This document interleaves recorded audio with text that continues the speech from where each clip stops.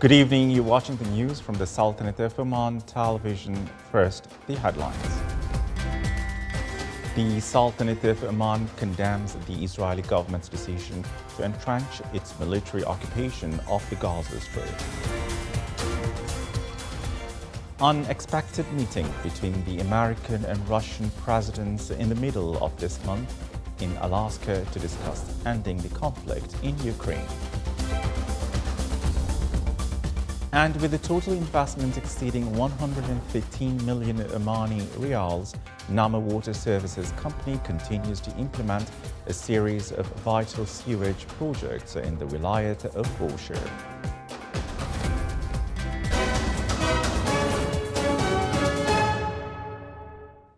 Those were the headlines, and now the news in detail. His Majesty Sultan Haytham bin Tariq has sent a cable of greetings to His Excellency President Daniel Noboa of the Republic of Ecuador on his country's independence anniversary.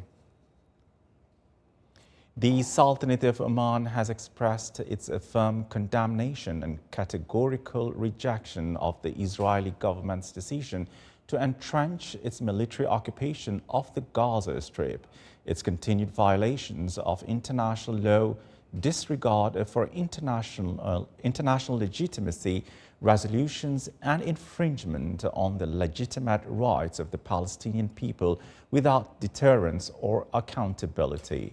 In a statement issued today by the Foreign Ministry, Sultanate of Oman called on all countries, particularly the member states of the United Nations Security Council, to assume their legal and moral responsibilities to end this injustice inflicted upon the Palestinian people. The Sultanate of Oman urged decisive and immediate measures to enable Palestinians to reclaim their legitimate rights and this aggression and terminate the Israeli occupation of their territories in accordance with the pre-1967 borders. 13 Palestinians were killed in Israeli airstrikes targeting northern and southern Gaza. Medical sources said 5 Palestinians were killed in a direct strike on a group of civilians east of Khan Yunis in the south of the Strip. 3 others were killed and several injured by Israeli fire near 8 distribution centers north of Rafah. Meanwhile, 5 Palestinians were killed and others wounded when Israeli forces opened fire on people waiting for aid in the Al-Sudaniya area, northwest Gaza.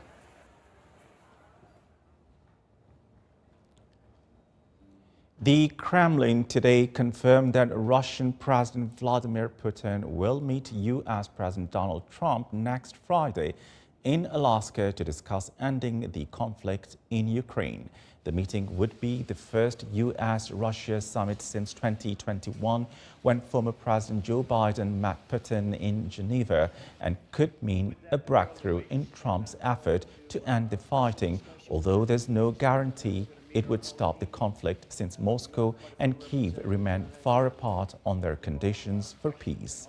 Putin's foreign affairs advisor Yuri Yushakov stated that the next meeting between the two leaders could be held in Russia, and an invitation has already been sent to the U.S. president.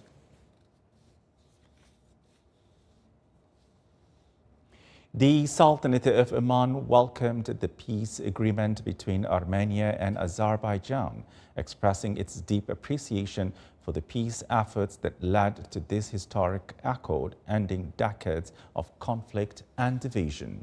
In a statement issued today by the Foreign Ministry, the Sultanate of Oman commended the pivotal role played by the United States and other parties in achieving the agreement. Sultanate of Oman expressed hope that this step would inspire similar achievements in involving various issues, most notably the Palestinian cause in the Middle East, through dialogue and peaceful means based on the principles of justice and right, an approach that undoubtedly contributes in enhancing stability and prosperity for all countries, people, and regions affected by conflicts worldwide. Azerbaijan and Armenia signed a U.S.-brokered peace agreement yesterday during a meeting with U.S. President Donald Trump that would boost bilateral economic ties after decades of conflict. Armenia and Azerbaijan have been at odds since the late 1980s when Nagorno-Karabakh, a mountainous Azerbaijani region mostly populated by the ethnic Armenians, broke away from Azerbaijan with support from Armenia. Azerbaijan took back full control of the region in 2023, prompting almost all of the territory's 100,000 ethnic Armenians to flee to Armenia. Trump said the two countries had committed to stop fighting, open up diplomatic relations, and respect each other's territorial integrity. The agreement includes inclusive U.S. development rights to a strategic transit corridor through the South Caucasus, and the White House said would facilitate greater efforts of energy and other resources. Still to come in our news bulletin. The Royal Academy of Administration launches Leadership for Startups program.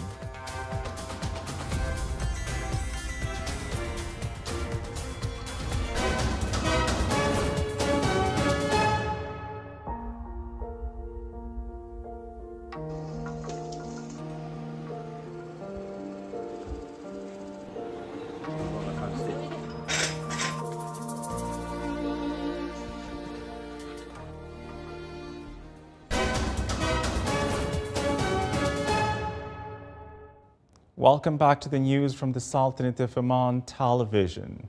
Nama Water Services Company continues to implement a series of vital sewage projects in the Wilayat of Bushehr, with a total investment exceeding 115 million Omani riyals. These projects include the construction and development of main and secondary sewer networks alongside sewage pumping stations, all aimed at improving the sanitation infrastructure for the residents of the Wilayat. This comprehensive effort forms part of the company's ongoing commitment to enhancing water and wastewater services in the region, ensuring healthier living conditions and supporting sustainable urban growth. The upgraded sewage systems will significantly reduce environmental pollution, safeguard public health, and contribute to raising the quality of life for the community in Bushehr. The Royal Academy of Administration launched Leadership for Startups program in cooperation with Small and Medium Enterprises Development Authority, Riyadh. The program aims to empowering founding companies with innovation and technology-based startups programs through supporting strategic leadership with them, as well as raising the readiness for Omani startups for external expansion and their ability to attract investment. The program targets 15 participants from founding companies who hold executive positions in innovation and technology-based Omani startups. The Muscat Stock Exchange's main index recorded its highest level in 29 months last week, driven by strong buying activity from local funds, investment institutions, and Omani investors.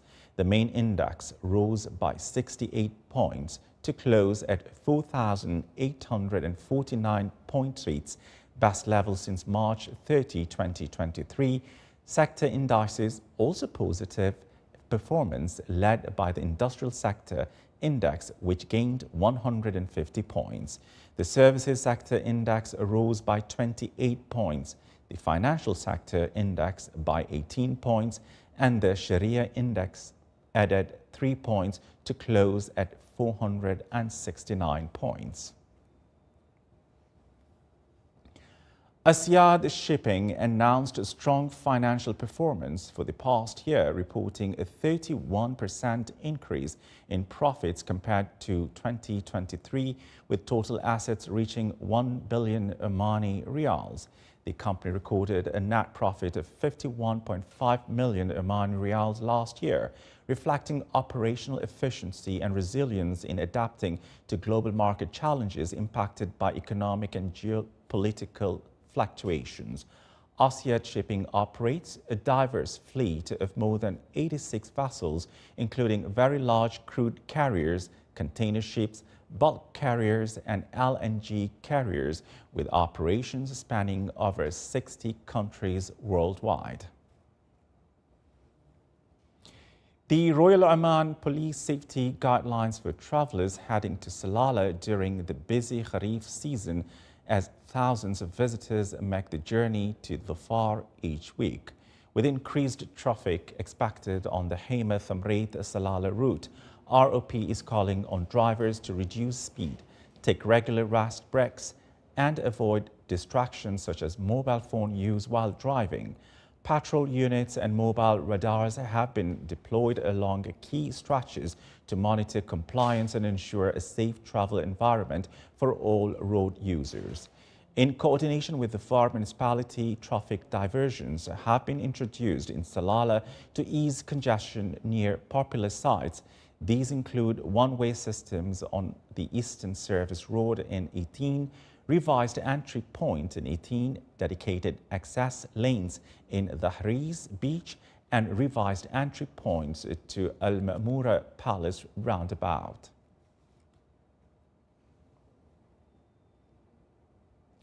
The Jabal Akhdhar Festival 2025 is bringing together local businesses and youth with a focus on sustainable growth. It aims to strengthen community involvement and support the region's economic development. Here's more on this report. The Jabal Akhdhar Festival 2025 is drawing crowds of visitors and tourists, while providing a strong platform for local enterprise. This year, 65 businesses are showcasing products that reflect the commitment of the Al-Dakhiliya Governorate and the Small and Medium Enterprises Development Authority to boosting local industries and supporting rural livelihoods. The participation in this Jabal Akhdhar Festival is a good chance for us to introduce our products to the visitors. As you know, here in this festival, we have different visitors from different countries, from Gulf countries, from different countries in the world. We have different products from our place, which is Jabal Akhdhar, and because of that, participation in this festival is a good chance to introduce our products. I consider my participation in the Jabal Akhdhar festivals. It's a good chance for me to gain experience to marketing and selling. Some of our Jabal products are rose water and olive oil. The festival is also creating real opportunities for young people, with 60 temporary jobs for youth from the Jabal Akhdhar. These roles support national efforts to empower young Omanis, giving them valuable hands-on experience in economic and community events. I've had a very good time being here. The festival has been great in all aspects. I'm super proud of seeing the SMEs here participating in this festival, seeing that the people from Jabal Akhdhar are sharing their products and sharing the local food and selling it to the other visitors that are coming from outside. And I would say that this would help very much with the thrive of the economy for Oman in general. Here is a great weather. I love how the Jabal Akhdhar youth are working really hard to sell Jabal Akhdhar products, for example, honey, rose water, and a lot of type of fruits.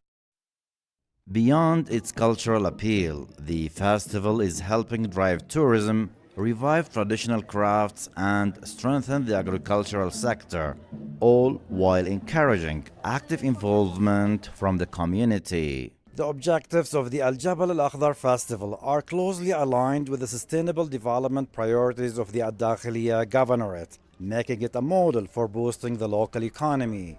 Reporting from the Wilaya of Jabal Akhdhar, this is Salih Bakhalfan al-Rahbi, Al-Dakhiliya Governorate. This is the Sultanate of Oman television. Before we end tonight's bulletin, here are the main points once again. The Sultanate of Oman condemns the Israeli government's decision to entrench its military occupation of the Gaza Strip. Unexpected meeting between the American and Russian presidents in the middle of this month in Alaska to discuss ending the conflict in Ukraine. And with a total investment exceeding 115 million Omani Riyals, Nama Water Services Company continues to implement a series of vital sewage projects in the Wilayat of Boshar. With that, we come to the end of tonight's news bulletin. From all of us here at the studios and the newsroom, it's good night and stay safe.